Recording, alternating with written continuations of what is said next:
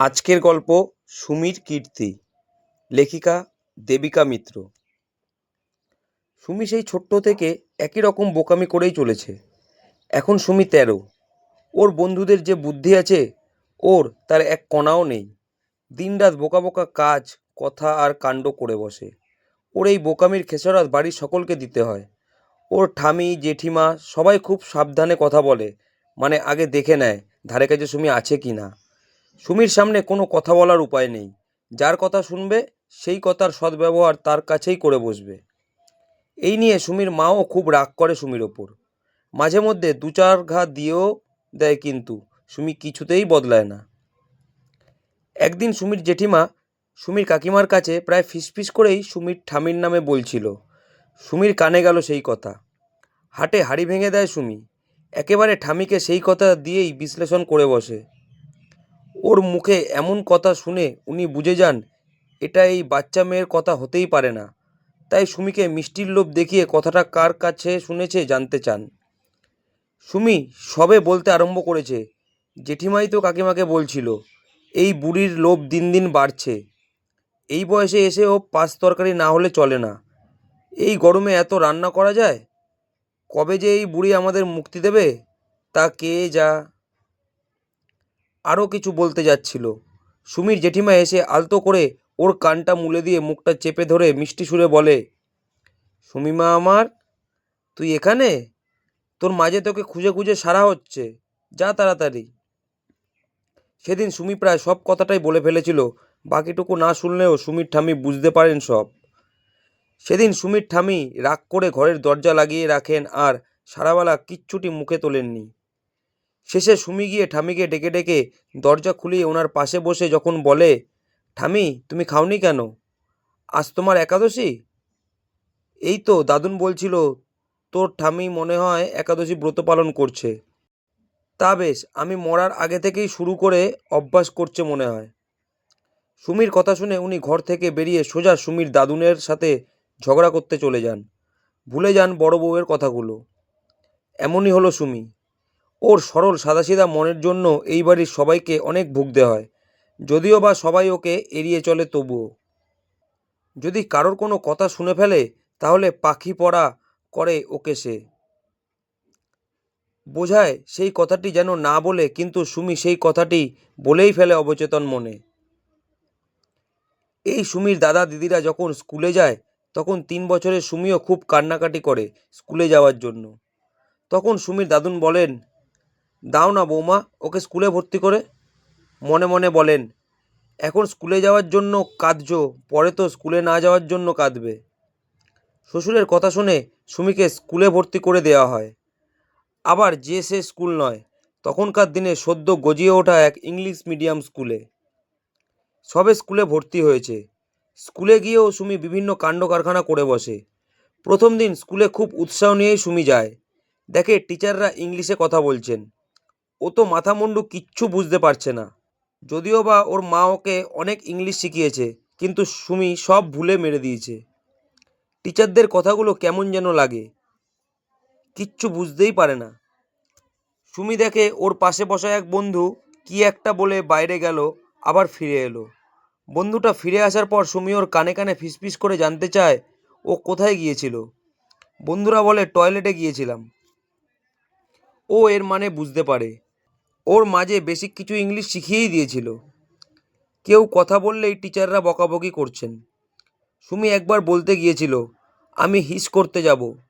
ওর ঠামি যে এই কথাই বলেন, এই সুমি তুই হিস করে এসে পা না ধুয়েই বিছানায় উঠে গেলি। সুমি সেই কথাটা যেই না বলেছে, টিচাররা ওকে বলেন, প্লিজ সিট ডাউন। ও তো কি বুঝলো না, চুপ করে বসে পড়ে। এদিকে মারাত্মক টয়লেট পেয়েছে।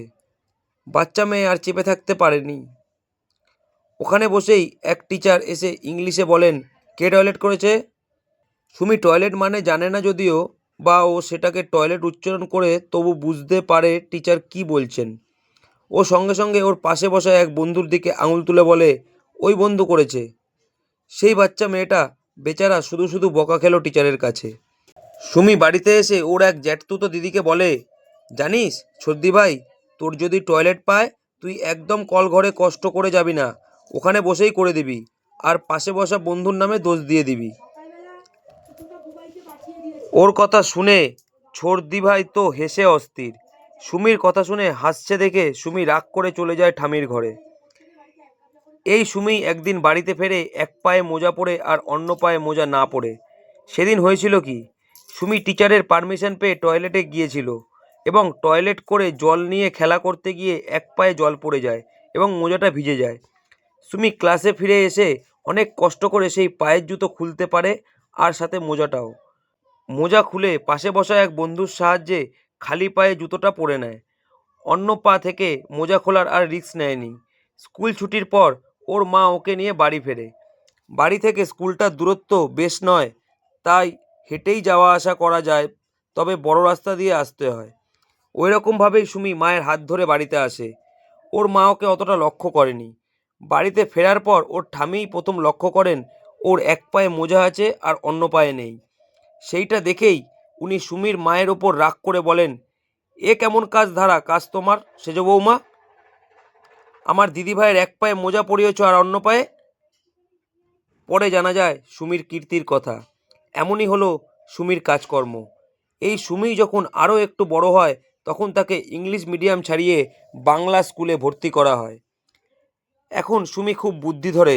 অবশ্য একথা ও নিজে বলে, তবে বুদ্ধির ধরনের উদাহরণ দেখলেই বোঝা যাবে ওর বুদ্ধির দৌড় কতটা। ক্লাস 8-এ পড়ে সুমি। স্কুলের পড়া মা দেখিয়ে দেয়, তবে বাড়িতে একজন পড়াতে আসে। সুমি তাকে রুমু দিদি বলেই ডাকে। রুমু দিদি ওকে অঙ্ক করায় আর বিজ্ঞান পড়ায়। রুমু খুবই ভালো মেয়ে। অনেকেই ওর কাছে পড়ে এবং তারা অঙ্ক আর বিজ্ঞানে বেশ ভালোই নম্বর পায়, একমাত্র সুমি ছাড়া। সুমিকে নিয়ে রুমু নাজেহাল, তবু হাল ছাড়ে না। কেবল অঙ্ক করায়, সম্পাদ্য উপপাদ্য বুঝিয়ে বুঝিয়ে ক্লান্ত হয়ে যায়, তবুও ওর পেছনে পড়েই থাকে, কারণ কাকিমা মানে সুমির কাছে যে কথা দিয়েছে সুমিকে এই দুই বিষয়ে পাশ করিয়েই ছাড়বে। আসলে সুমির মাথায় একদম অঙ্ক ঢোকে না, আর বিজ্ঞানের জ্ঞান নেওয়া ওর একদমই পছন্দের নয়, তাই ইচ্ছাই করে না ওই দুটি বিষয়ে পড়াশোনা করতে। অন্য বিষয়ে যে খুব একটা ভালো ফল করে তা নয়, তবে টেনে টুনে পাসটা করে যায়। সেই ক্লাস 2তেই সুমি অঙ্কে ফেল করেই ক্লাসে উঠেছে। সেই বছর হাফিয়ালিতে অঙ্কে 100-তে 10 পেয়েছিল, তাই রুমু ওকে অনেক সময় দেয় যাতে অন্তত পাস মার্কটা উঠে যায়।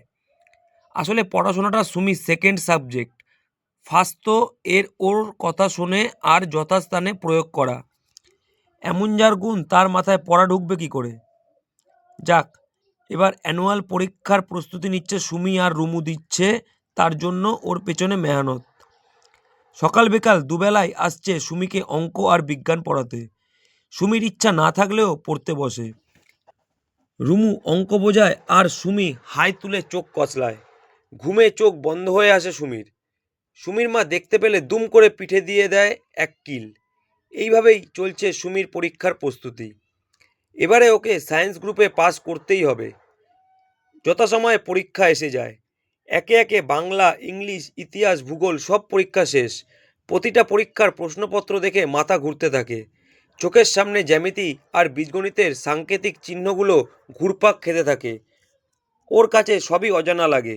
নিজেকে সামলে নিয়ে মনে করে করে কিছু কিছু প্রশ্নের উত্তর লেখে। কিছু ছেড়ে আসা চলবে না। মাঝে বলে দিয়েছে, কিচ্ছু না জানলেও বানিয়ে লিখবি, কিচ্ছু ছেড়ে আসবি না। বাংলায় রচনা এসেছে বর্ষাকাল, বনভোজন আর বিজ্ঞান অভিশাপ না আশীর্বাদ। সুমি বাংলা লেখা আরম্ভ করে। লেখা প্রায় শেষ, শুধু রচনা লেখা বাকি। ওর বরাবরই রচনা লেখাতে খুব ভয়। রচনা একদম লিখতে পারে না। অন্যবার তবু রচনা জানা আসে, এবার একদম অজানা এসেছে।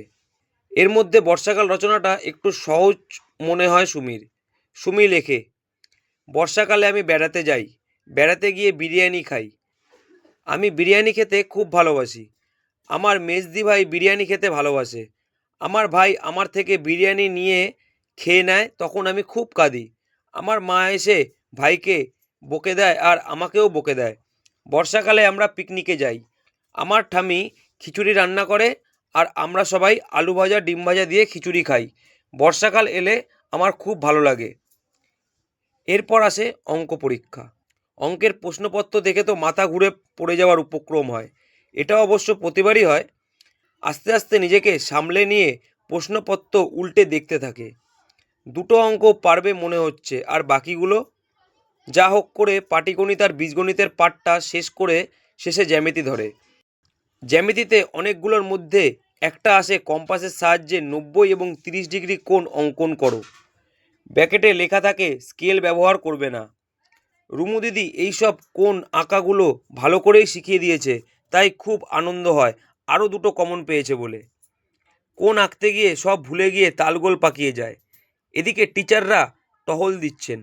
ওর কাছেও একবার এসে দাঁড়িয়েছিলেন। ও সেই সময় কোণ দুটোই আঁকতে যাচ্ছিল। ভয় পেয়ে সব গুলিয়ে যায়, তাই টিচার সরে যেতেই স্কেল দিয়েই কোণ দুটো এঁকে খাতা জমা দিয়ে আনন্দে নাচতে নাচতে বাড়ি ঢোকে। এবারে অঙ্ক পরীক্ষা দিয়ে সুমি খুব খুশি। বাড়িতে এসে মাকে বলে, আমাকে তোমরা বোকা ভাবো তো? জানো আমি কত চালাক। টিচার টহল দিচ্ছিলেন, যেই সরে গেছেন আমি অমনি তাড়াতাড়ি করে স্কেল দিয়ে কোণ দুটো এঁকে নিয়েছি। ওর কথা শুনে ওর মা ওর গালে চটাস করে একটা থাপ্পড় মেরে বলেন, বোকা কোথাকার! এবারে যদি পাস করতে না পারিস তাহলে পড়াশোনা ছাড়িয়ে দিয়ে বাড়ির কাজ করাবো। সুমি মনে মনে বলে, সেটা তো খুবই সহজ কাজ। যথারীতি খাতা বেরিয়েছে। বাংলা টিচার রচনা দেখে লিখেছেন, তোমার কথা কে জানতে চেয়েছে, তবে এবারে সব বিষয়ে টেনেটুনে হলেও পাস করে ক্লাসে উঠেছে সুমি।